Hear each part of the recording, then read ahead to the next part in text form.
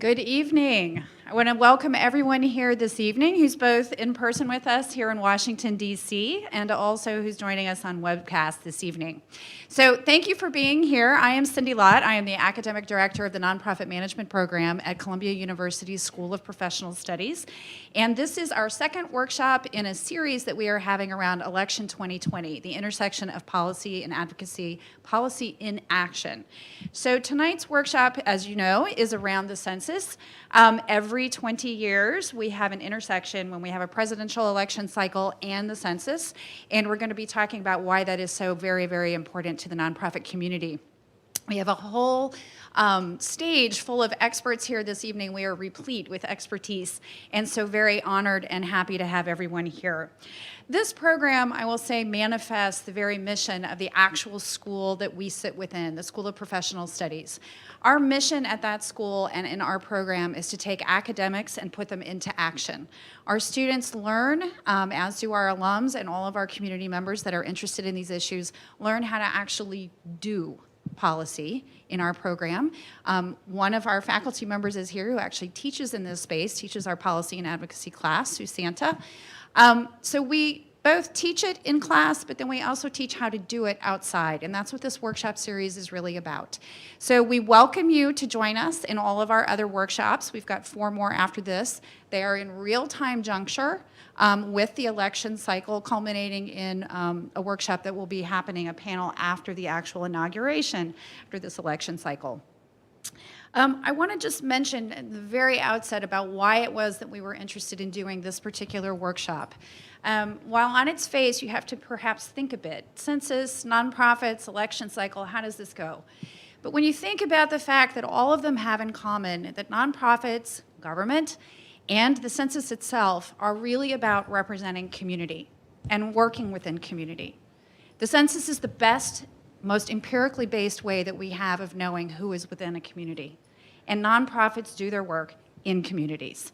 That's their lifeblood. So this is a way, the census does a lot of things for us in this country, but this is a way of really having nonprofits be able to pay attention to the census, help advocate for a complete census, but also what do you do with the data that comes out of it. So this evening we're going to have a number of experts speak. All of the information for this workshop, including the biographies, all of the materials, everything that you want to know, including a recording of this session at some later date, will be posted on our Columbia University Nonprofit Management website. So we invite you to join us for that. You can come online anytime and see that. I want to introduce our main speakers this evening, who will then in turn introduce the further panelists. We are very honored to have both Santa and Sandra Swirsky here as policy experts that have helped co-develop this entire series with our Columbia program. And we are very lucky to partner tonight with Maggie Osborne's group, the United Philanthropy Forum, that has an entire project around the census. So that is why we're here in DC, and I will leave to Sue, Sandra, and Maggie to further introduce folks. But I want to thank everybody again for being here this evening, and I look forward to learning along with everybody else here. With that, I'm going to turn this over to the panel, and I'm going to hand this mic off. Thank you so much, Cindy. I am Sue Santa. I am now in control of slides, I think. There we go. I want to, on behalf of my partner in crime here, Sandra Swirsky, I want to express our gratitude to Columbia for inviting us to develop this whole series of workshops and for expanding the audience not only to a live audience, but there are many, many, many people who are joining us tonight by live webcast. And then also, of course, as Cindy said, these are all recorded and become part of a library at Columbia University, and they're available on the workshop's website. I know I'm going to be using these workshops as material for our class in the spring semester.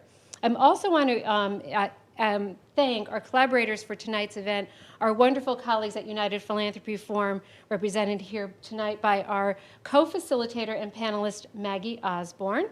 We truly appreciate this collaboration, and we're also grateful for the work that United Philanthropy Forum is doing around all the Census 2020 issues. So I want to welcome everyone that's here in our DC audience. I see a lot of familiar and friendly faces. Thank you for tackling the hubbub of what's going on outside. For those of you on webcast, what you might not know is as we are sitting here, the White House Christmas tree is being lit literally 2 blocks away. So it's quite an evening here in Washington, and so we want to thank everybody who's come for a few drinks, some food, and some lively conversation. And then finally, welcome to everyone who is on the live webcast out there across America. Hello again. We'll be keeping an eye out for your questions. And just for everyone in the audience and for on the live webcast, we will have a Q&A session toward the end of tonight's event. You type in your questions, and we have someone who's fielding those questions, and Sandra and I will pose those to the audience. So let's move on to our topic of tonight. Several months ago, we were asked by Cindy to think about how we could spark interest and maybe even some action among nonprofit leaders around the elections and the influence it has on nonprofits. Elections at all levels of government matter to nonprofits. The dialogue that occurs during the election cycle and the outcomes can have a profound effect on nonprofit organizations, on the work that's driven by our missions, and equally importantly, on the environment within which we're all operating. Sandra and I propose that we turn a real-time lens to the 2020 election cycle and highlight some of the different junctures where nonprofits can raise their profile and be part of the issues that impact their work. So for example, our next workshop in March will focus on primary season and the way that issues rise to priority status, how they're framed, why they're driving conversation, and how nonprofits can be a part of that. So this evening, it's all about Census 2020. Now, as Cindy mentioned, and she really teed up this topic, and I think she might have looked at my notes first. I'm kidding, Cindy. Every 10 years, the United States goes through a census, and every 20 years, that census intersects with the general election. So when we look at that intersection, why does it matter for elections, nonprofits, and the census? What all comes together around that? Well, we think of the census as providing the information that drives the 3 Ds, and I think we have a slide on that. So the 3 Ds are dollars, data, and districting. The data is used very broadly to inform a wide range of decisions in the public and private sectors. It's used as the basis of expansive research. Our nonprofits rely heavily on census data to assess and project their needs, and it's critical that the data is fully and fairly collected. It, of course, also informs our districts.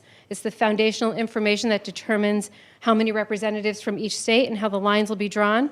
And it drives dollars because it informs how public dollars will be distributed across the nation.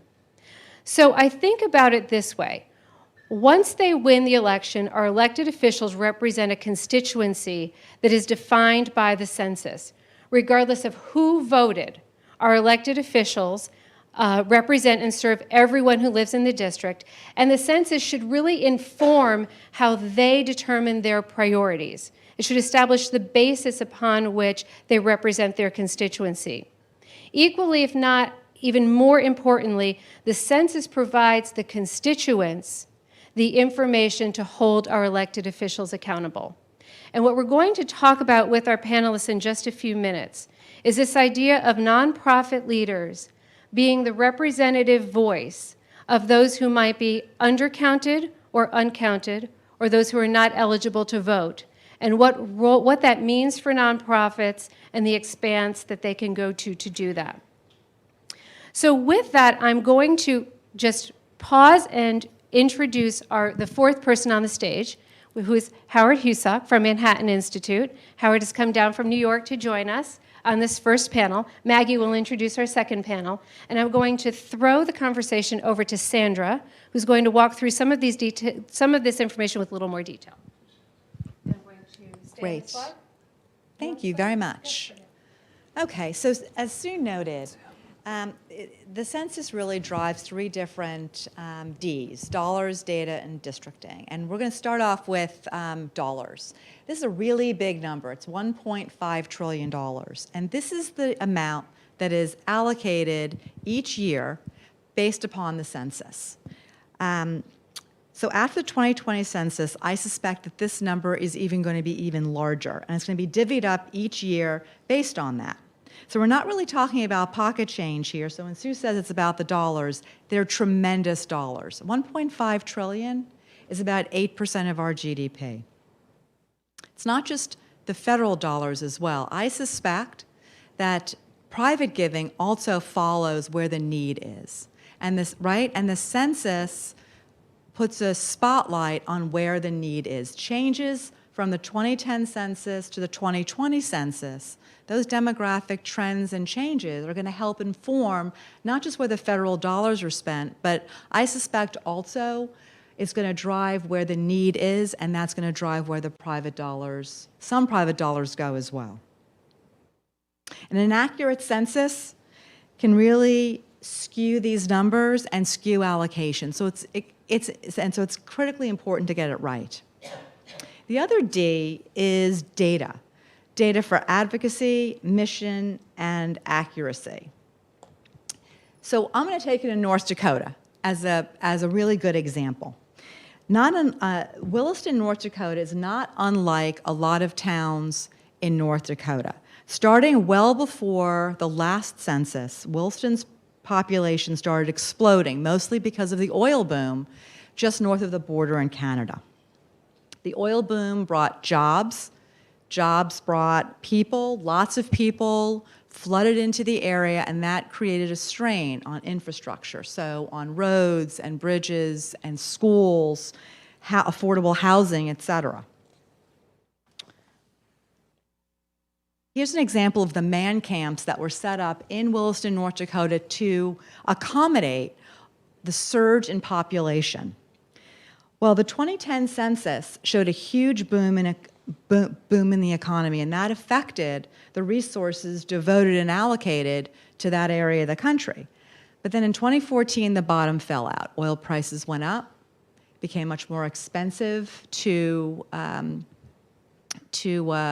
produce out of southern Canada. Jobs dried up. Transient workers went back. Lots of people stayed without jobs. There was a housing crisis. And things became much more unaffordable, putting a much bigger strain on the community and the charities around in that community. So I suspect the 2020 census is going to show a very different picture than in 2010. In 2010, it was boomtown in a lot of these areas, and in 2020, it's going to show the exact opposite. And this is a fairly stark example, but it points out and it highlights that these censuses are really important, particularly to show the different trends and changes from one snapshot back in 2010 to the next snapshot in 2020. And then finally, the census is really important when it comes to districting. So what happens after what happened after the 2010 census is that state officials who were in control of the state legislatures, in some cases they were Democrats and in some cases they were Republicans, started drawing and redrawing their congressional maps. Well, why do we care? Well, for one, the political party that holds the pen gets to redraw the maps. And so what this is called is gerrymandering, particularly if you do it in a way that looks kind of crazy. So for example, the picture on the left is current Maryland 3rd District. And in this case, this happened right after the 2010 census, and the Democrats controlled Maryland state legislature, and they redrew this particular district to keep it in Democratic control. And today it remains in Democratic control. Just to show that gerrymandering isn't just a sport of Democrats, on the right is North Carolina. And as you can see, most of North Carolina is red except for that really crazy drawing of one particular district. And this was drawn by Republicans to keep majority of North Carolina in control of Republicans. Again, this is all called gerrymandering. Why do we care? Well, the art of gerrymandering is to solidify control for your party. So if you are a Democrat and you're drawing lines, you want to solidify control in your hands. Same for Republicans. What's happened over the years is that has led to far fewer competitive races. Right now, currently, there are 342 races in the House of Representatives that are not considered competitive at all. They are solidly red and solidly blue. And I would argue that's probably a lot because of gerrymandering. We only really have 24 truly competitive congressional races. What does that mean? I'm not sure that means great things for our representative democracy when you have 342 districts that are not considered competitive at all. So, and this is largely because of the gerrymandering that has taken place since 2010. We have another opportunity in 2020 to redraw those maps. There was a Supreme Court case recently which made it clear that the feds are staying out of it. So the census is important, the election is important, and how they draw those maps based on the census and the election is really critically important. So I'm going to turn it over now to Sue, who is going to pose some questions to our panelists and take theory and put it into practice. Thank you, Sandra. So we have two questions for these two panelists, and the first one that I'm going to pose is, should nonprofits seek to represent those who may not get counted in the census? And if so, how should they do that? And I'm going to start with Maggie. Great, thank you. Very lovely to be here with you all. I think that this is one of the critical issues, especially in this moment in time when we are at risk of having really the first really threatened census count because of the climate in the country, because of some current policies and things that are being done. And so we know that the count will be somewhat suppressed. I think that the not-for-profit sector exists where there is not necessarily a market. It is sort of the third leg of the stool.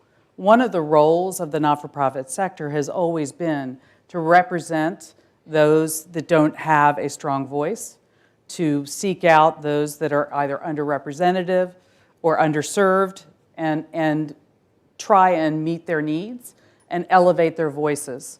And so the leadership in a not-for-profit sector is really called on to think about, in their communities, whose voice is not being heard, how are they not being served, to work alongside those communities to elevate those voices, and in some cases where needed, to be that voice. I think often about early childhood and early childhood education in particular as being so underfunded in this country comparatively, and part of that is because that constituency doesn't have their own voice elevated as much as it potentially should. So I think in a moment in time when people feel threatened potentially about responding to a census count, one that it is both something that the not-for-profit community can do, but it is also something that they are called on to represent them in the absence of a complete count or a community that's not fully represented. Thank you, Maggie. Howard. Thanks so much, Sue. Thank you, Sandra, and thank you, Maggie. The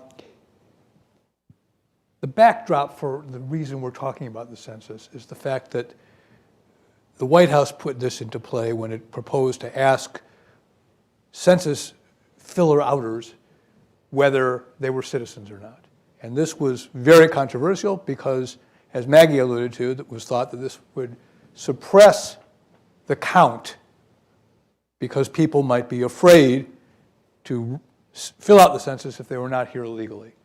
This is a big deal because the Constitution, when we talk about drawing the districts, right, requires that every congressional district be determined by a count of the residents, not a count of the voters. This is a very big difference. So before I get, and I'm going to answer the question of what the role for the nonprofit should be, I want to provide some context. So if we can go to the slides. Okay, so let's go to the next slide first. Okay, so there's a big difference between the number of immigrants in Republican districts and the number of districts in Democratic districts, number of immigrants in Democratic districts. The higher you are on the y-axis there on the left, that's a higher percentage of the residents in your district that are foreign-born. So the red are very much clustered, as you see, down toward 10% or fewer. Democrats are very much clustered 30 to 40% or above. So this helps to explain a lot of our politics. Who are you representing? So go back now to the first slide. So this matters because the majority of foreign-born persons are not citizens, right? So 44 million foreign-born citizens, only 21 million are naturalized, that's the term for becoming a citizen. 22 million are not citizens, but they are counted as persons for the purposes of drawing the congressional districts. So what does this mean? It means a lot. If we go to the third slide,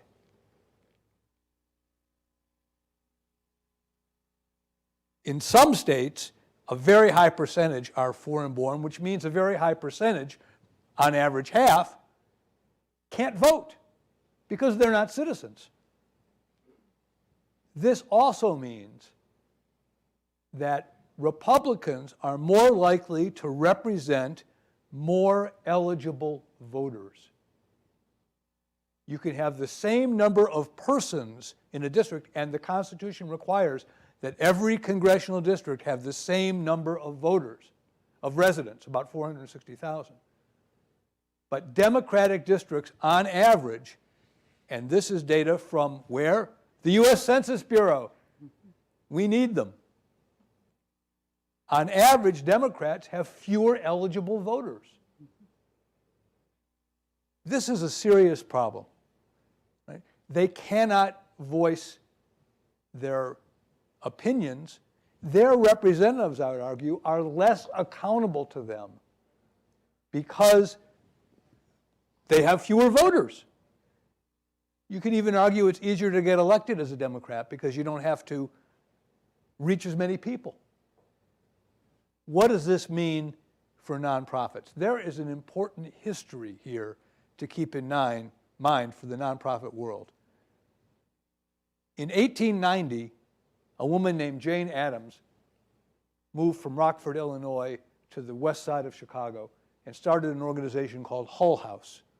It's a settlement house. She settled in the impoverished immigrant west side of Chicago. She inspired the settlement house movement. By 1915, there were 413 settlement houses across the United States. They were all locally directed, what? Nonprofits. Civil society, springing up, not from a government mandate, but springing up in Tocquevillian fashion, if you will. One of her main initiatives, and the initiative of most of the settlement houses, help people become citizens. Learn English, pass the citizenship test, become a citizen, and then what can you do? You can vote the machine out in Chicago. And she urged them to do that. My question is, where is the nonprofit sector today on helping people become citizens? Fine, help them get a voice if they're not citizens, but how much better if they were to be citizens, to pass that citizenship test? Where is the advocacy arm of the nonprofit sector saying, $850 to take the citizenship test, that's too much. That's how much it costs to take the citizenship test. Why do we want to charge anything? Where is the nonprofit sector on helping to become a citizen?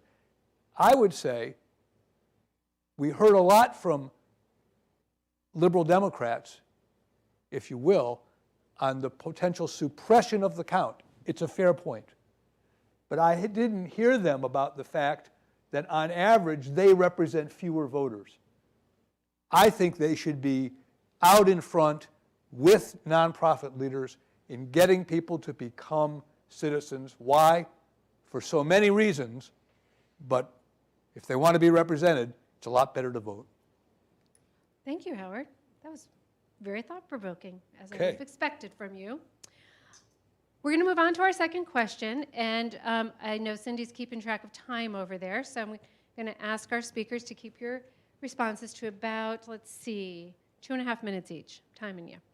The Supreme Court recently ruled that drawing district lines is a local issue and not subject to judicial oversight, so the feds are out of districting.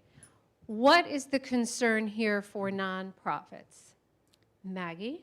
So I want to respond just a little bit to what Howard said, and that is that I do think that not-for-profits are out there doing that. I think they struggle to find funding support to do that while they're also trying to meet the ever-expanding missions that they are faced with ever fewer dollars, which is also why this census count becomes just so powerfully challenging for the not-for-profit sector. The not-for-profit sector rallied, and their amicus brief, along with others, was what kept the citizenship question off this current form. So I think that they are out there and they are moving and they believe in this fundamentally as to the point of Hull House as being essential to a balanced and working democracy.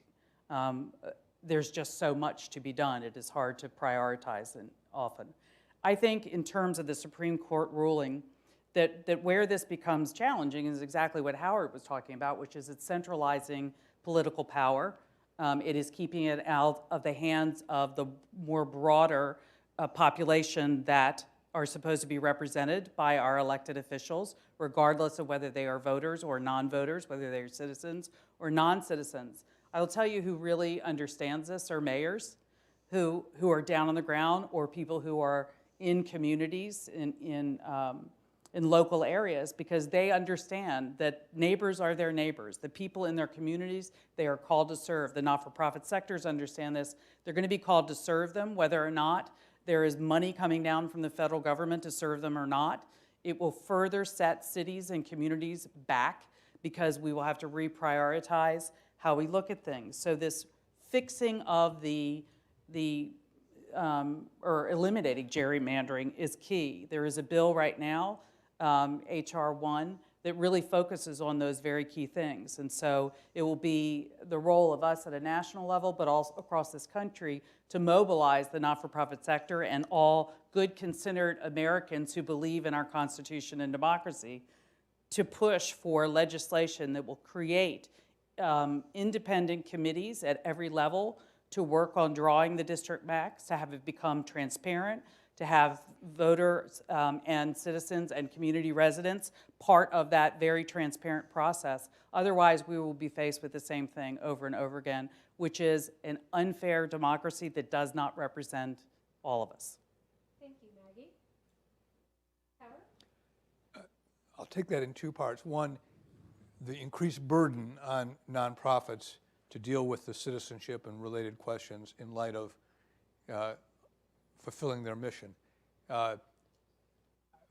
Frankly, I think that reflects the fact that nonprofits have become too dependent on government. When you depend on government, it has vagaries. It calls on you to do things, and when the times change, and the demands change, and the needs change, you're less able to be nimble because you're responding to that government RFP. I'll give you an example. So we at the Manhattan Institute have what we call our Civil Society Awards. One of our award winners this year is an 88-year-old woman from Carson City, Nevada. Her name is Florence Phillips. She's the daughter of Holocaust survivors. She started something called English as a Second Language in Northern Nevada. It's a rural area. She has 400 volunteers. There's no grant. It's all local money. 400 volunteers going to people's homes, immigrants' homes, to teach them English because they've expressed an interest in learning English. Why don't they go to the community college? Because they're working nights and weekends in the casinos. But they want to learn English and they want to become citizens. She understood and raised local money and got mainly volunteer labor to do this.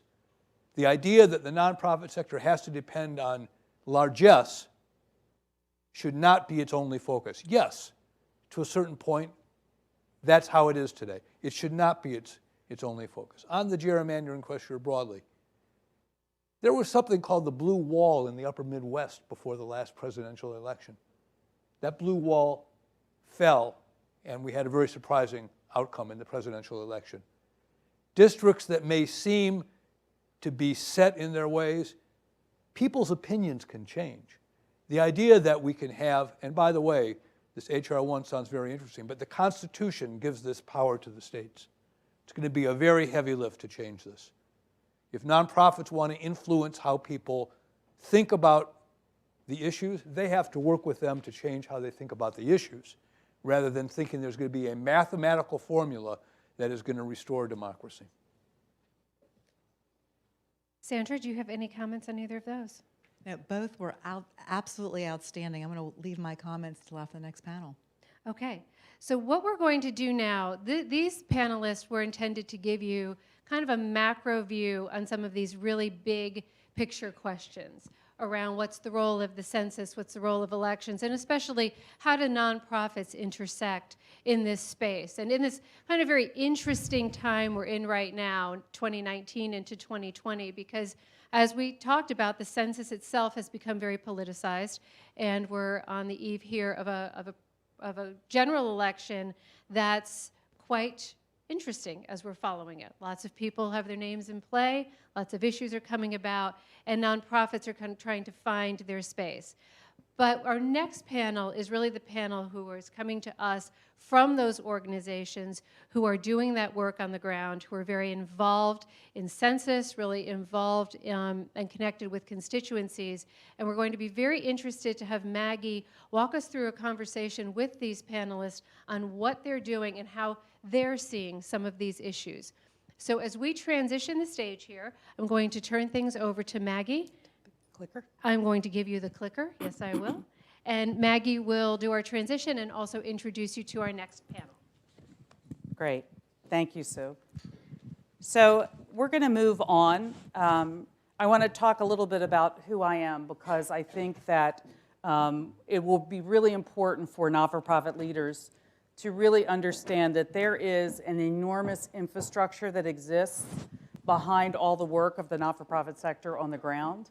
Our organization is a national organization that has 80 organizations across the country representing 7,000 grant-making philanthropies across the country, and they have taken up this issue as core to their work and to ensuring that their grantees, the not-for-profits that they serve, will have the resources in the future to continue the work. And I'm sure these two ladies who I'm about to welcome to the stage will have a lot to say about Howard's last comment in terms of funding and funding structures.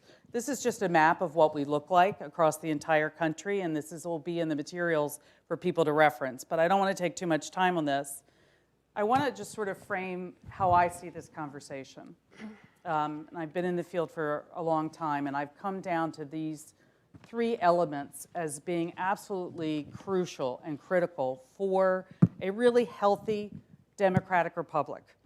I believe that, as Howard referenced de Tocqueville, when he came to America and saw there was something very unique about the way our democracy worked, and part of it was the element of this charity element, or this caring for one's neighbor and one's brother in community. And I think that that is an essential element for someone to be engaged with if they are wanting to be part of this democracy in a healthy way.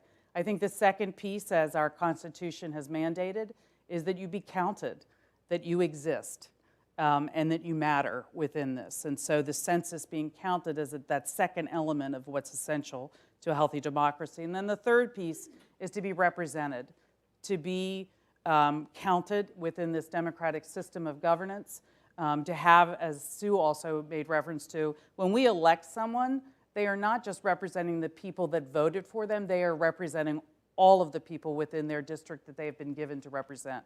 And I think that that is often lost, but that needs to be fully recognized for a really healthy healthy democracy. So before I move on to this, I do want to welcome with my colleagues and friends to the stage. Janae Lewis, to my immediate left, is the Vice President and Chief Engagement Officer of the National Committee for Responsive Philanthropy. And to her left is Donna Murray Brown, who is the President and CEO of the Minnesota Not-for-Profit Association, Michigan, sorry, I did that, I knew I was going to do it at the other end, Michigan Not-for-Profit Association. And both of these ladies with the forum have worked a lot in the last couple of years, really starting in 2016, to get ready for the census and to really begin to prepare the country and to prepare all the people within the not-for-profit sector in our communities, and those very much traditionally either undercounted or not counted at all. And I'm actually going to start with Donna, because you start up here. Donna, can you talk a little bit about the work that you've been doing in Michigan around the census and in the not-for-profit sector in particular around the census? Sure. So understanding that the census is coming up in 2020, we started 3 years ago preparing for that because we knew that the U.S. Census Bureau was going to change in terms of how much reach they would have. So they would have as many enumerators knocking at doors. We knew also they weren't going to have as many offices. And we knew that there is going to be something that needed to happen to augment those, you say hard to count, I say underrepresented, because it's not their problem that they are not being counted, but they are underrepresented. And so wondering how we could, as being nonprofit organizations that are very proximate in community, to be able to create an on-ramp for those individuals who had not been counted in 2010.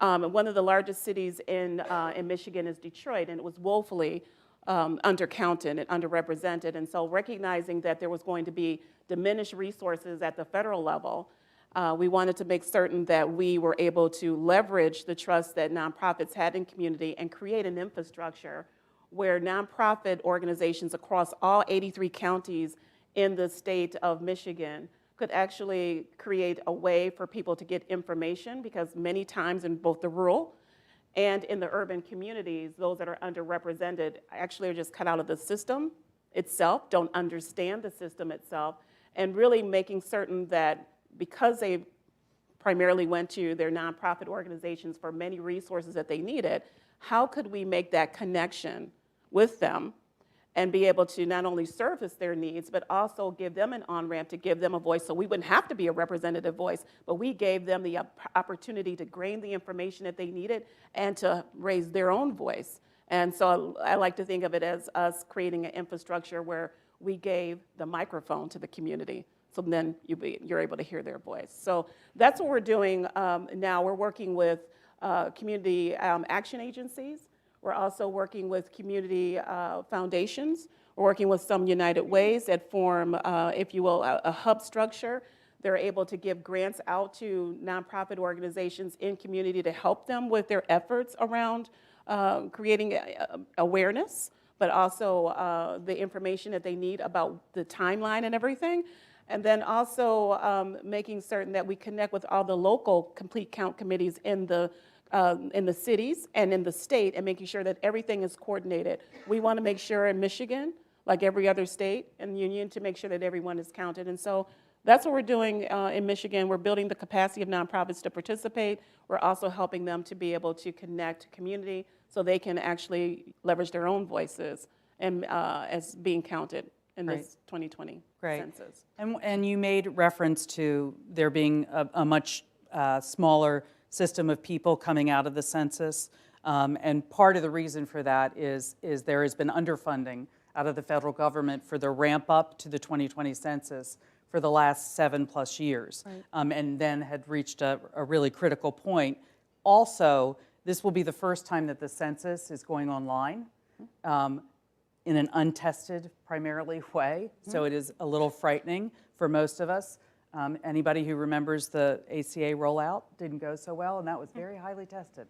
So we are a little worried, and we hope the best, and I think the not-for-profit sector in particular is working very hard to be a partner with the Census Bureau to try and make this go as well as possible. But I just wanted to sort of remind folks of why that was. And so, Janae, can you please talk about sort of the National Committee for Responsive Philanthropy as to why they stepped in, why this is philanthropy's work as well? Absolutely. So whether we're talking about dollars, data, or districting, the census is really about power. And that's not a word that we've used here tonight, but I think it's really important to put on the table. NCRP talks a lot about power. In fact, we have a whole initiative called Power Moves, where we're helping philanthropy think about power. And particularly for nonprofit organizations and foundations who want to advance equity in society, power is a really critical thing to understand. Sometimes people think about power as a bad word. It makes people uncomfortable. They don't want to be the bad guy with all the power.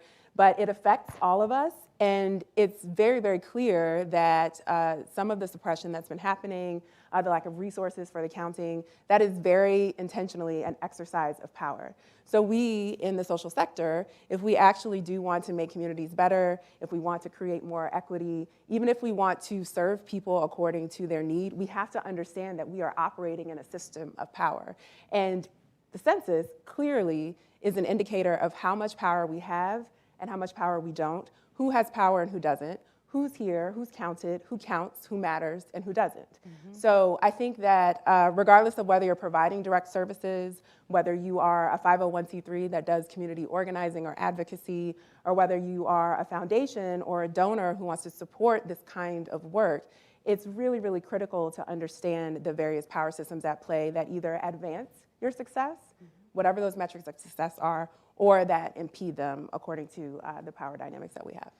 So this work has become front and center for both of your organizations as well as mine. And what do you see as the real opportunity for not-for-profits in this space? I mean, I would say, just to answer the question myself, is that across the country, we've activated all of philanthropy really in a much more elevated way, and we've learned how to do this work in partnership and a collaboration, sharing power, and giving up power in many ways, right? And we will not unlearn this lesson. So I think it will advance the field really significantly, and that is the opportunity for the not-for-profit sector writ large. But Donna?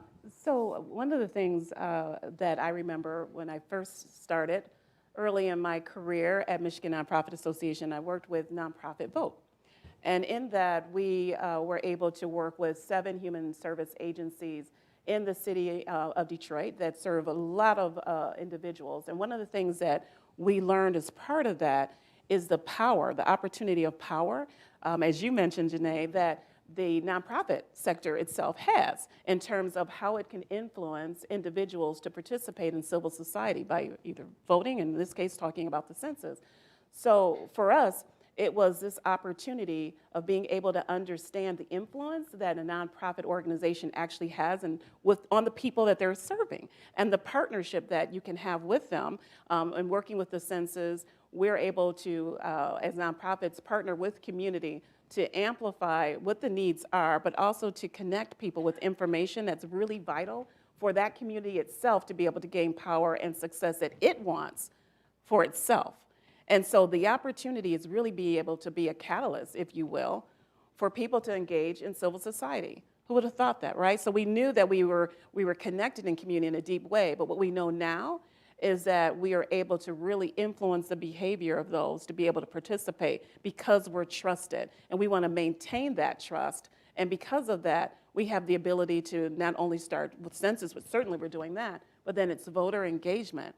Right? And then in Michigan, we're lucky to say that we're going to be starting redistricting in a very different way. It is going to be in the hands of the people. And so now we've got this census, voter engagement, and redistricting, and people, community will be involved every step of the way, and nonprofits will be shepherding through the process. I think that's an opportunity for us. That's great. Janae? I would say both for nonprofits and for philanthropy, it's about effectiveness.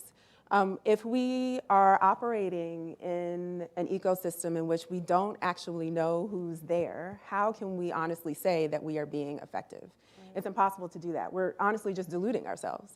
And that's not what the purpose of our sector is. So in addition to what Maggie and Donna have said, I think it really just boils down to, do we want to do a good job or not? And if we do want to do a good job, we have to know who's in our community and who's being affected by the work we're trying to do.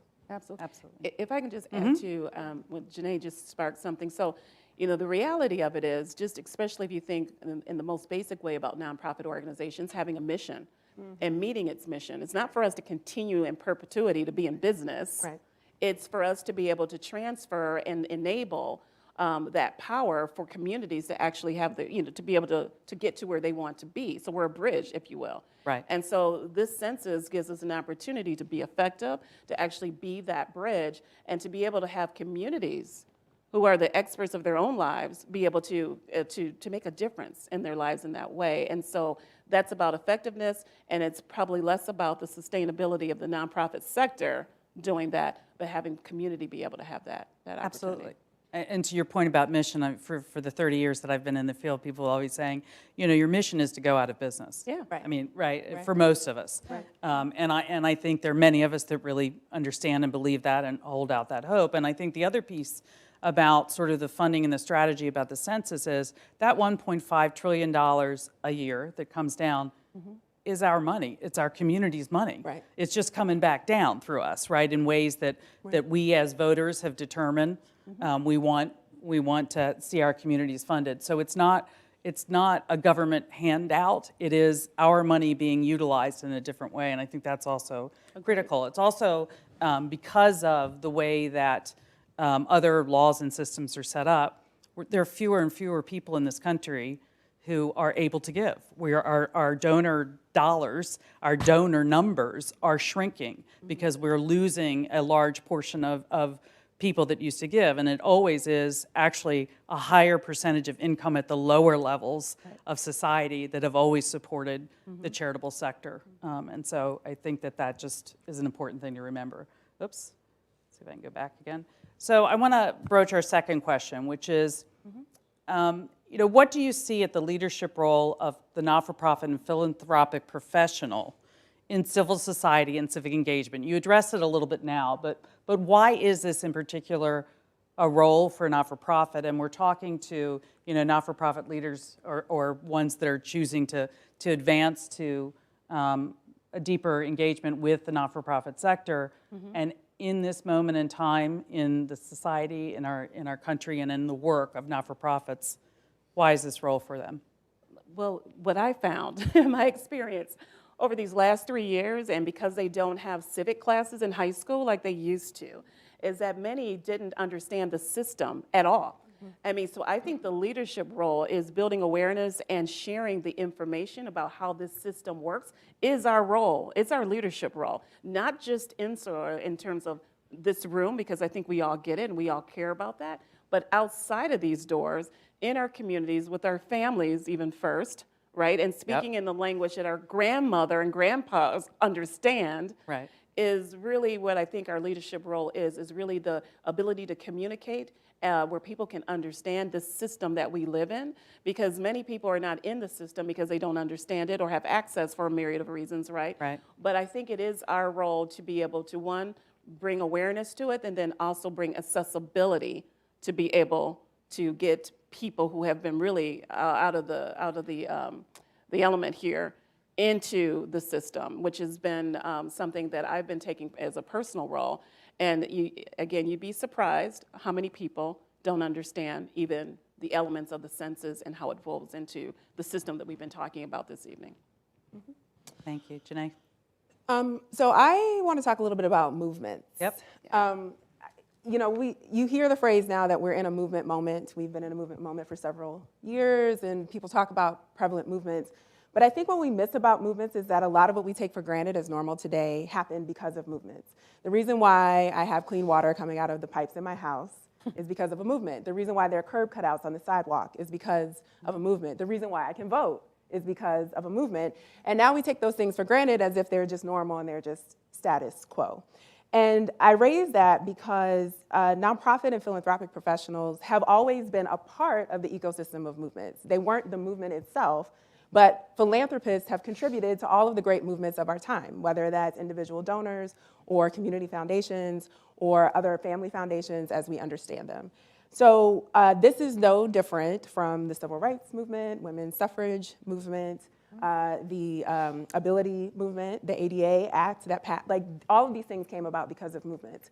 And I think that it's important for us to understand, as you were saying, Donna, it's important for us to understand our historic role in creating what we now understand to be as normal so that we can understand our present role and what is happening around us in the ecosystem in which we live.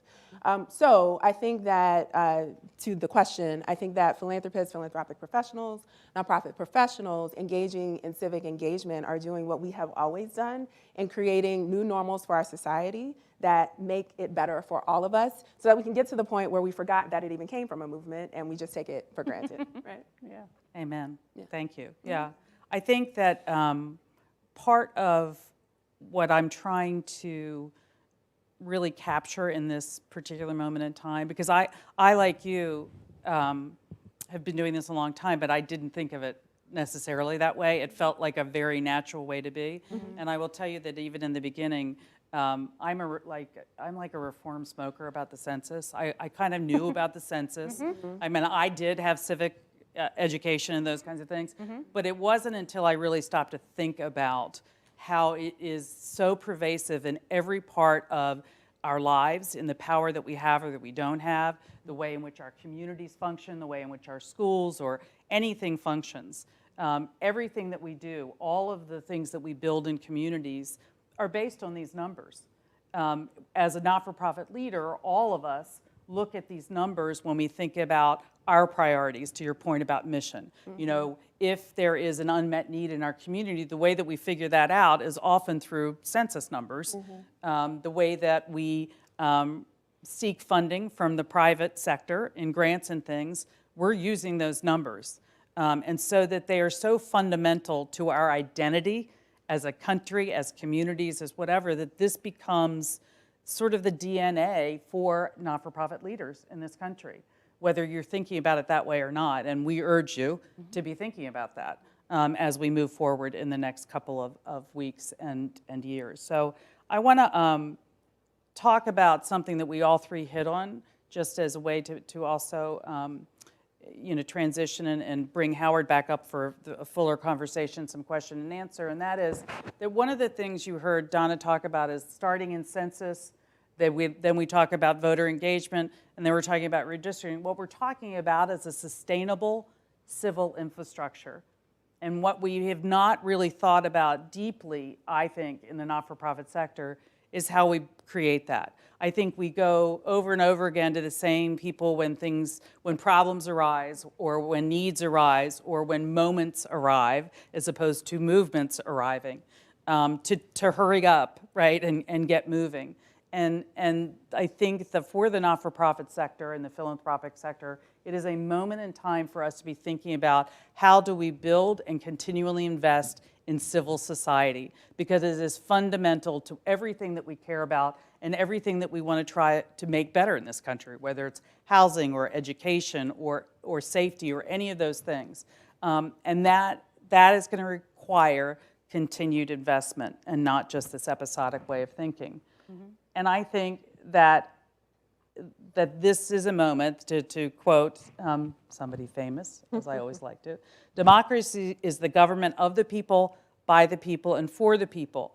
I have never really thought more about that than I have in these last 2.5 years of thinking about the census, of thinking about being in community, about making sure that everyone in our community counts, matters, and also, as part of a democracy, this is messy. We all know it's messy. The quote is, it's the worst form of government except for all others. We're in one of those moments, gang. And this is the moment in time when really thinking about the fundamental documents and values that we aspire to, and I would suggest have never arrived at. This is another moment of reckoning for us to reevaluate and further embrace who we want to be as a country, who we want to be as a democracy. And I think that the work that the not-for-profit sector and the rest of us are doing now is critical to all of that. And so I would give you another minute, excuse me, I didn't mean to do that, another minute or two to sort of respond, and then we're going to get Howard to join us, and we'll open things up for questions. But any last thought on sort of the last couple of things we were doing? Yeah, just again, thinking about the work that we're doing in Michigan and this golden moment here where we're in that 20th, year cycle here. Yeah. And then in addition to that, for Michigan, that we are going to be looking at how we draw our lines in a more democratized way. For me, it is one of those moments where, because we've been working through 3 years before the census and now moving from census into voter engagement and then redistricting, that ability to build that momentum, that sustainable infrastructure that you were speaking of, is that I think we just have this moment in time to do that. And I'm wildly excited about how many nonprofits. We have about 300 plus nonprofit organizations in the state of Michigan that are working at various levels around census, and we hope that we'll be able to transition that energy into voter engagement and then into redistricting. And that's the work that we're doing at Michigan Nonprofit Associations is to keep that going. And so I'm excited, I'm hopeful. One of the items around the citizenship question being on that was a big thing for us. We have the second largest population of people from the Middle East in the Michigan area, and they were very, very concerned about that. But because we set it up where we're able to get advice and information from the community, we were able to course correct and do something in a really great way. And you mentioned the amicus brief, so yeah, so we're excited, and this is a good time. So turn over to Janae. What's on my mind is that, thinking about the quote in civil society, there is infrastructure that exists that goes hidden. Sometimes it has a 501c3, sometimes it doesn't. That's right. And there are a lot of hardworking people, as Howard alluded, who work nights and weekends and who are also building civil society and infrastructure in their own ways in their communities.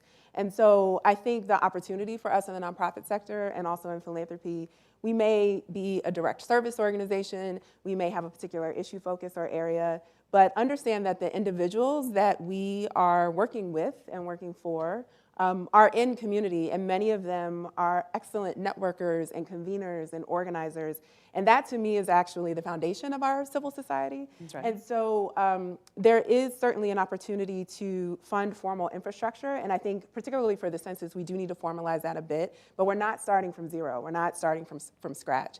And I find that sometimes in our sector, we don't orient our thinking to recognize the infrastructure that already exists. We believe we have to constantly recreate it. I think that if we orient our thinking to acknowledging and recognizing existing infrastructure, we actually could move much more quickly and much more effectively in deep partnership with community. Agreed. And redefining what infrastructure is. Absolutely, Right, absolutely. right. So it's not the jumps and the hoops through and the do you have this dotted and this crossed and everything else, but are you doing the work? Exactly. And are you a trusted voice in the work? Absolutely. Exactly. So great. Well, I'd like to welcome Howard back up to join us.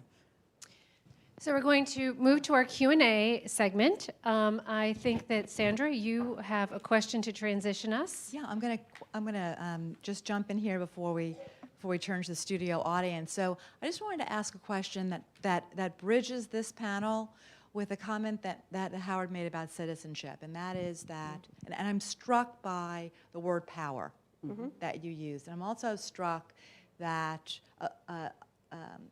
that the trajectory is census, voter engagement, and then redistricting. There seems to be the missing step, though, and that's citizenship. If you want power, right, citizenship seems to be critical for that. So to go from census to citizenship to voter engagement, because you can't vote if you're not a citizen, and then to redistricting, it seems like that piece is missing, and that to me is very unfortunate, and I'd love to get your reactions to all of that. I'm happy to start. Yeah, go ahead. So I'll actually challenge the question a little bit, the assumption of the question, by giving your words back to you, because the census is about dollars, data, and districting. So, I used to be a community organizer. Community organizers talk about power as organized money and organized people. So certainly having citizenship, being able to vote and participate formally in the civic process is power. Money is also power. And we know that whether an immigrant is documented or not, whether a person is in this country, living in this country, whether they can vote or not, they have spending power. And oftentimes that spending power is leveraged extremely effectively by the corporate sector. They also pay taxes. Right. They don't pay taxes in the same way necessarily that all citizens pay taxes, but taxes are paid. So there is money at play and there is power there. I also wanted to touch on something that Howard mentioned earlier about Republicans representing more voters than Democrats. I think that regardless of whether someone is a voter or not, they may be related to non-voters, and so they're voting based on the experiences of their communities. And with gerrymandering, we have artificial communities now. We have artificial lines, artificial neighborhoods, artificial neighbors. So I hear you in terms of the question, but I want to challenge the assumption a little bit and expand our concept of what power is, so that if we're going to navigate it properly, we understand all the different pieces at play. I also want to challenge it a little bit too as seeming to be linear, right? Because it's actually aligned, not linear. It doesn't go boom, boom, boom. Right. All those things are happening and continue to happen simultaneously. Probably my orientation to it is trying to move funders along this continuum of civil society and civic engagement. But it's yes and all at the same time. Mm-hmm. Yeah, I would say the same thing. It was interesting when you said step by step, and I was reflecting on how I communicated that and said maybe that's, but I actually see it as a circle. Right. I don't see it step by step, and I also think with the 300 plus organizations that we have working with us, while the citizenship isn't necessarily something that I spoke about, it is embedded in the work that many of the organizations that we're working with, that they're doing that work. I mean, so it almost felt like the assumption was that work isn't happening, and it actually is happening. But we do have before us Census, which is coming up, and it's coming, right? And so we need to address that. And then we also have the voter engagement. All these pieces are in front of us, and I think what I was wanting to espouse is that the question was really about opportunity. And this is kind of a 1 in a 20-year opportunity that we have right now, and we are seizing that opportunity by making certain that we build awareness and understanding. But all of that is happening, and as well as the citizenship piece of it. We have lots of organizations that are working diligently on that, in particular in Michigan, because of what makes up our great state. But it's a continuum, it's a circle. Us, yeah. Howard, did you want to address that? Well, I'll just reiterate that it's not an opinion of mine that Republicans represent more actual voters than Democrats. That's a fact, because so many people are counted as residents, but they can't vote. I don't think we should be content with that status quo, and I think that the nonprofit sector should be preparing people to participate in our democracy, not representing that they can represent them without them being able to represent themselves. Fully agree with that. We fully are agree all with that. in Yeah, I agreement think with we all that. are in agreement So with that actually came up from one of our viewers on the webcast, because we do have many, many people out there viewing us on the webcast. And so to continue on that, and just quickly, this viewer would like to know, how do we get more people to become citizens so they can be fairly represented? I think Thoughts? I think some is in the current situation that is being suppressed. We're going to have fewer and fewer and fewer people able to jump through the hoops. It's taking longer and longer and longer. It's getting more and more and more expensive. The last number I heard is the new number they're pushing for is $1,100 for the citizenship quest. So that's going to get more expensive in this current environment. So while the people espouse the desire to have more and more citizens, the reality is there's an awful lot of forces that are working to make that harder and harder. So we will continue to do what we do. We will continue to push back against those efforts to make it more expensive and harder, but that is the current reality that we're in. Well, I think that's an excellent opportunity for philanthropy. We can lament the high price of the citizenship. I think it's a scandal. But philanthropists can put together small local funds to help pay for people to take the test. Which is happening. It's happening in many, many parts of the country. That's an excellent use of Yeah. philanthropic monies. So I think In order for people to become citizens, it has to become a priority. Whatever we think of the present administration's views on immigration, I think you could argue that they're giving people an incentive to become citizens because that cements their legal status. So I think the cost is one aspect, but Donna mentioned earlier, as an entire society, we have divested from civic education. Absolutely. So it's not one individual, one branch of government's actions that are actually reflecting that societally in the United States of America for years and years, we have divested from civic education and we have devalued an understanding of how our civic process works, whether you are currently a citizen or whether you are seeking to become one. Right. So there's a cultural element here that philanthropy on its own can't solve. And I do think though that philanthropy in the nonprofit sector can actually speak up about that and naming that for what it is and not reducing the problem to the symptoms, which are the cost obstacles or a language obstacle or a transportation obstacle or a class obstacle. No, there's no doubt about that. And it's been demonstrated that many American citizens couldn't pass the citizenship test. Correct. True, true. True. That's I a ha- failure of our secondary schools. So I have recently joined the team at Girl Scouts of the USA, and I am very proud to say that Girl Scouts will be is launching a badge program around civic education and civic engagement. Hear, So it is recognized and it has become a major priority. Sandra is going to field questions from the audience, and as she is doing that, I'm just going to pose a very quick one to you that came in from our webcast, and this goes to how can the census reach rural areas? This person must be from Georgia. She says some areas in Georgia are having Wi-Fi hotspots being funded by individual organizations.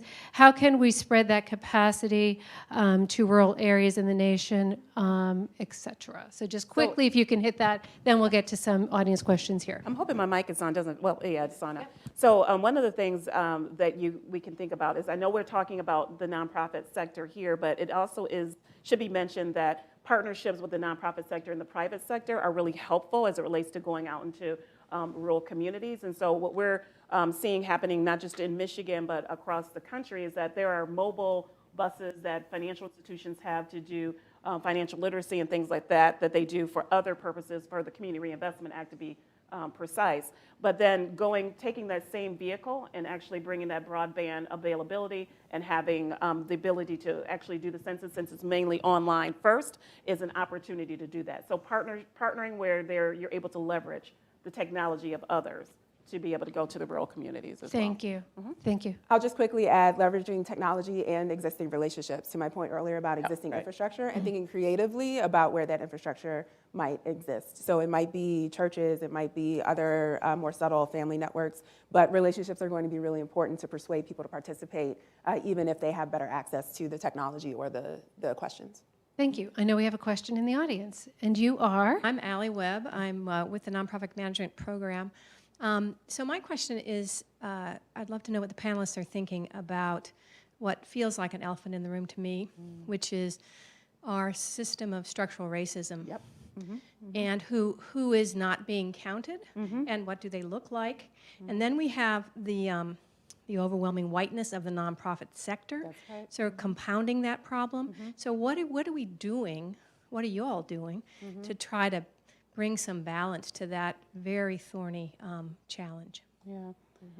I can say, and I'm so glad that you brought it up. And I was thinking that actually earlier in a couple of comments ago that I made is just being proximate, nonprofit organizations being proximate to the community. That was my way of saying that many people that are Black and brown are left out of that, and that's why I took slight offense to the hard to count language, because it's not, we're saying they're hard to count, but they're underrepresented. And they're underrepresented for a myriad of reasons. Some of them are because, I get that system, but I voted here and my vote didn't matter. Well, with redistricting, you're absolutely right, your vote didn't matter. And so it's a system of oppression, and it is typically people that are new Americans, people that are racial minorities in communities that are what we consider to be the underrepresented, which is the very, very reason why Our campaign in Michigan is not, I mean, we want a complete count, don't get me wrong, in Michigan. But ours is specifically dedicated to those who are underrepresented. Our ads, our language, our communication, our structure is all geared to that, for that very reason. Because it exists in terms of people who are invisible, are the people who've always been invisible, not just in the census. Right. And so I take it personally. It's like my personal mission to make sure that people are aware and they're educated about it, and how does it impact you? Because one of the things we were saying, it's $1,800 per person per year for 10 years that you don't receive if you're not counted in the census. That's language we're using.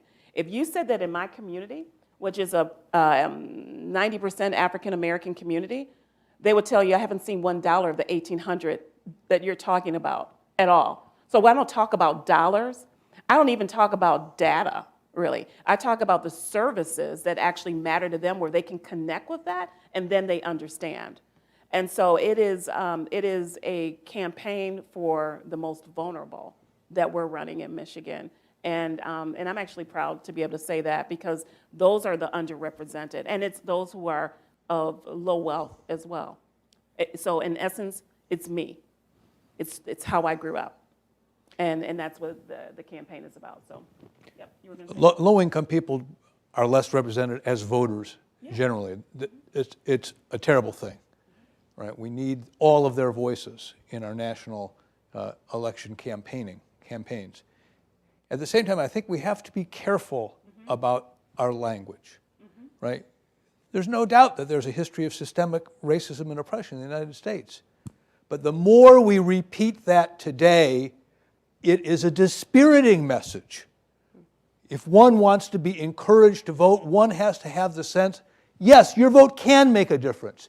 If you reinforce the message that it doesn't make a difference because the odds are so stacked against you, that is a dispiriting message. We have to resist that. I think you So I would actually like to respond to that. Yeah. So Black women vote, the voter turnout for Black women averages in the 90th percentile. I don't remember, it's like 97, 98, 96, doesn't matter, 90th percentile. Black women are also very clear that systemic racism still exists in the United States, including systemic sexism, and yet we turn out to vote every single election. So I actually think that it is a false equivalency to say that by acknowledging the existence of disparities, folks will then become dispirited and not participate. But that's what we heard. We heard it doesn't make a difference. I didn't see $1. It does make a difference. But we I vote. think you misunderstood what I No. misinterpreted, which is Right. not uncommon either for whenever someone of color says something, in the sense when we're talking about that, it's misinterpreted. So I would say what I said was very much misinterpreted. Communities of color don't necessarily connect with $1,800 per person per year in their community when they don't see their lights on. They don't understand that the infrastructure that the census actually being counted actually means in their community. And I simply said the way that I can communicate with them and they understand is if it's something that they can directly see the benefit, is how they actually connect. Right. I agree, and that's a what I failure. said. That was a failure of the local government in Detroit, right? The lights weren't on because the lights were run by the local government. Local government matters too. We should focus on government and voting and participation at every level. Every level. We just saw in Hong Kong a revolution of people voting for their district council members. A revolution that could change China because they voted in their local elections. But we've seen the same thing in the United States, right, where local exactly. communities are voting more for their prosecutors because of the Black Lives Matter movement. Exactly. So I think And there's a record number of African American elected officials across the American South. It's incredible. right. So So my key message when I try to get down to the simple language when I'm out in community is I say to people about the census, you can't resist if you don't exist. Exactly. So being counted is really I hope important. somebody tweets that. And I would say you can't participate if you don't exist. We have another question, I think, from the audience. Sure.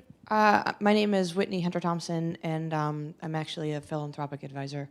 And I was wondering if you guys could talk about the role of religious institutions in the nonprofit sector, and specifically how you're sort of building bridges to those religious institutions and their role in the community and with all the census activity. Well, I'm about to write an Advent reflection on the census, since that's how Mary and Joseph got their way to Bethlehem in the first place, because they decided it was real important to be counted. So I think that there's connection as trusted places in community, where people can, because that's, I think, one of the biggest things we're having a problem with right now, right, is trust. And trusting that this will be safe and that they will not be putting families in harm. And so our religious institutions and community become critical in that conversation. They become critical in telling people that they need to be engaged in civil society as well as religious communities to make this complete and to make their lives really complete in a way, right? So I agree. Okay. Yeah, I would just say the infrastructure that I've been talking about, it is definitely with the faith community and all faiths. And so we're also connected with the local complete count committees, as I mentioned, across the state. And so within those, there are committees that are strictly for faith-based, and we're connected with that. I mean, we couldn't do it without, quite frankly, without that group.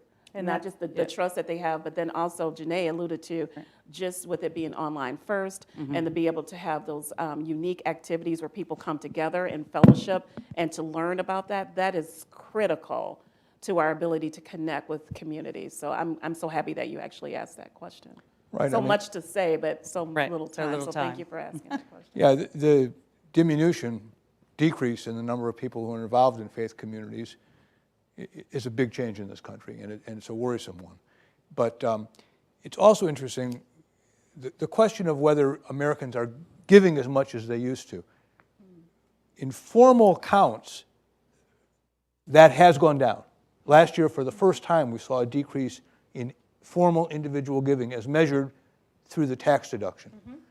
But we also have seen an increase in the standard deduction, so fewer and fewer people itemize their taxes. I think that at churches, synagogues, and mosques, many people are putting in money in cash. We don't really know how much they're giving. Right? We know from surveys. I think Americans are more generous than we think they are and are willing to support local nonprofits, voter registration drives, citizenship drives, food pantries, all the things that the nonprofit sector is best at doing. I agree. I think that within religious institutions, also within cultural traditions of giving that don't align with institutional philanthropy in the United States as we know it, Right. we do a very, very poor job of counting how philanthropic individuals are in this country. So yes, I think that there is an opportunity to pay more attention to that, to get a clear sense of what people are willing to do. I think we have time for one more question, and we have a question here. Hi, my name is Caroline Mack with Nonprofit Vote. First, I just want to say thank you so much for this really engaging conversation. I feel like I'm learning just a lot being in this room. I've kind of two pieces. One quick one is if you have any writings or readings online kind of continuing this conversation from anyone on the panel, I would love to know where to read those. Our panelists have been invited to put their information and their resources on the webpage for this workshop series, so you will be able to access their information there, and we will continue to populate that through the entirety of the 16-month series. Perfect, thank you. And so I guess my question is, as I prepare to assist nonprofits and human service agencies to have these conversations, what I felt today and right now in this room feels like a lot of the tension that will be happening in between the relationships of our clients and the people that are in this sector. And from hearing what happened now into 2019 and debriefing the voter engagement, those conversations were already really charged. People were bringing up how there was a lot of emotions, a lot of feelings around the election, our election administration, local issues, lack of trust. It's easy for us from a 50,000-foot view to be like, yeah, democracy matters, but when it's like really messy and your mayor's getting a recall. Like, there are a lot of tensions. And so I wanted to hear more about maybe how you've thought about encouraging the messengers to have the emotional resilience and capacity to continue these conversations, not just tomorrow, but the next week and the month and the next month, into all of these issues and the climate that we're in. Thank you. I have something, but go ahead. Yeah. So from a community organizing standpoint, and Donna alluded to this several times, it's not about sending a new messenger and having that person try to build trust. It's about identifying a trusted messenger and empowering them to carry the message. So I understand the infrastructure in which we live. Our organizations have staff and trusted volunteers. And we can prioritize that one of those opportunities is to recruit additional volunteers from communities that we're trying to reach and give them the skills and information and talking points and knowledge they need to talk to people who already trust them. And I think that, again, it's about reorienting our thinking. And if we can think about our networks of relationships in different ways, you've already had half the battle, because that person will intuitively know how to navigate that conflict and wrestle with that tension in ways that a very passionate and well-intentioned staff person or volunteer cannot figure out in the next, 6 months. And I would say when the citizenship question, when he had the threat of that, oh my gosh, there were so many emotions, right? Yeah. But one of the things that we did, and this wasn't intentional, but now we're, eyes are wide open, is that our coalition meets monthly. And the first 30 minutes of the meeting it's not lamenting, but it is lots of hugs, lots of encouragement, lots of acknowledgement of what's happening before we actually get started. And so this becomes, in a sense, your cohort, this group of people who are moving in the same direction, but have a lot of heaviness. And so I'm glad that you brought that up, because that's a real thing. But understanding that we now start intentionally with how are you feeling, checking in, and having this kind of peer support around how you continue to do the work month after month, day after day, because it is tough. It is. And that exists, actually. There's a national group that I have been part of since 2016 of people from all over the country that are working on all of this work. And we do the same, we call it a cleansing. We cleanse before we get down to work. But that community that has been built is stronger than any community I've ever been connected with within the not-for-profit sector in 30 years. So there's something very particular about this moment in time and about how practitioners are feeling about it. That is sort of cemented. It's like gird your loins and going in. We're going in again, and we're going in together. And so but that taking that time is really important. And I also echo the things that were said about it's about lifting up the trusted advisors, not becoming the trusted person, right? Absolutely. We do, our energy is about giving you the tools and the information and the resources and the stuff you need to do the work in your community and not have a bunch of people helicopter in, because the talent and the trust and the belief systems exist and the courage already exists in those communities. Right. I think that one of the hardest things to do today is to not assume bad faith on the part of people with whom we disagree. I think it's very hard. One of the reasons that I emphasize citizenship here today is because I thought it was a position that people on a bipartisan basis could agree about. More so. I think we have to look, in one of the ways that we heal is to look for those kinds of sweet spots that are based on empathy with those with whom we disagree.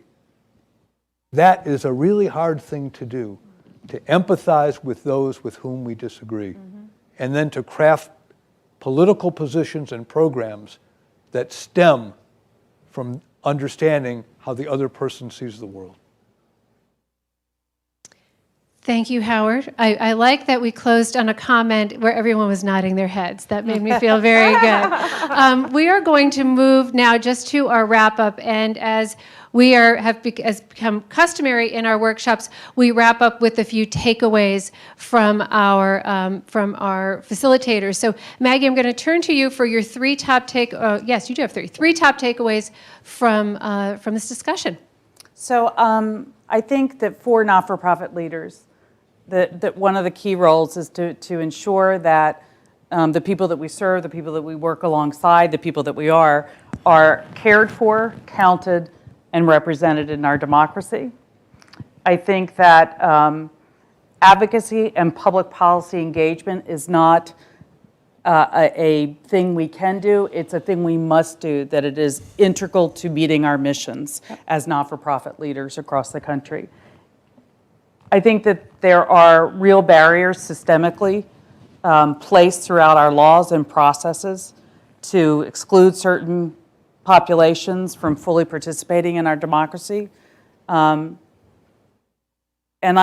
for others to have more access to those things than others. And then I think that we really need to work and fight to repair the systems that this country has developed over the years so that we can really truly be a healthy and pluralistic democracy. Mm-hmm. Thank you, Maggie.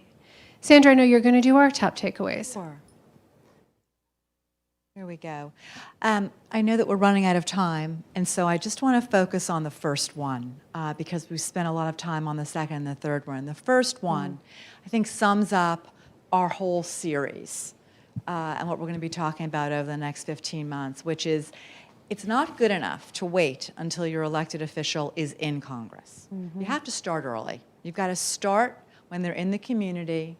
You've got to meet them, you've got to greet them, and carry them all the way through.